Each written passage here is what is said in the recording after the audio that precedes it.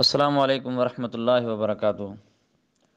मोहतरम जमायत जा दोस्त फ़क़ीरो भाइरो, गुज़ारिश इहा आहे त काफ़ी दोस्त मूंखे बार बार पंहिंजे ग्रुप्स में उहे ऐड करे छॾींदा आहिनि। न मूंखां केरु पुछे थो ऐं न कोई मूंखे का ॻाल्हि चई वई आहे त भई मुंहिंजो उन में को किरदारु हुजणु घुरिजे या का नसीहत भरी ॻाल्हि या कंहिं हवाले सां मां दरगाह शरीफ़ जो ख़िदमतगार फ़क़ीर इनायतुल्लाह सिकंदरी थो गुज़ारिश कयां त जमायत जा काफ़ी ग्रुप ही जेके बि मुख़्तलिफ़ नालनि सां हर रोज़ नवां ग्रुप ठहनि था ऐं मूंखे ख़बर नाहे त केरु थो उन में ऐड करे। मसइलो आहे त भई दरगाह शरीफ़ जे हवाले सां दरगाह मुबारक जे नाले सां को बि ग्रुप ठहे थो त उनजो मक़सदु छा आहे। मक़सदु जेकॾहिं सिर्फ़ु कचहरी करणी आहे, ईअं फ़ुज़ूल टाइम ज़ाया करिणो आहे, सॼियूं सॼियूं रातियूं वेही करे रुॻो हिक ॿिए खां हुन जो हाल अहिवाल वरी हुन जो हाल अहिवाल रुॻो इहो ई आहे त पोइ तव्हां पंहिंजे नाले सां पंहिंजा ग्रुप ठाहियो।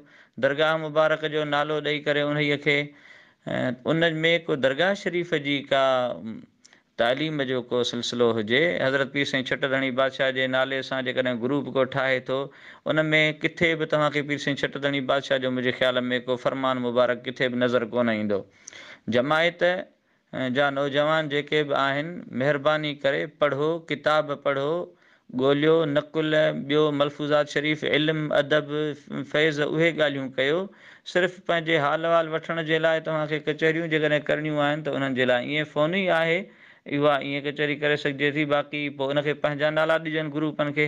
दरगाह मुबारक जे नाले सां ग्रुप ठाहियो था त महिरबानी करे दरगाह शरीफ़ जी जमायत जा उहे तौर तरीक़ा, आदाब, उसूल जेके बि आहिनि, इल्म फैज़ जूं ॻाल्हियूं, अदब जूं ॻाल्हियूं, उहे उन में हुजणु घुरिजनि। अजीब ॾाढी हैरत आहे, असांजी त मोबाइल रुॻो ईअं ग्रुपनि में रुॻो उन्हनि जे माण्हुनि जे कचहरियुनि सां भरिजी वई आहे। बार बार डिलीट करे लेफ्ट कयूं थियूं था ग्रुपनि मां, वरी बि साॻी हालत आहे।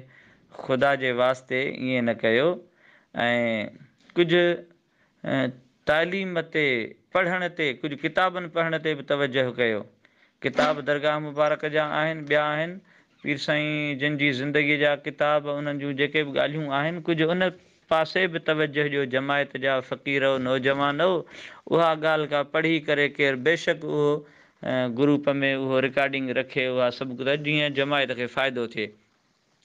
वस्सलामु अलैकुम वरहमतुल्लाहि वबरकातुहू।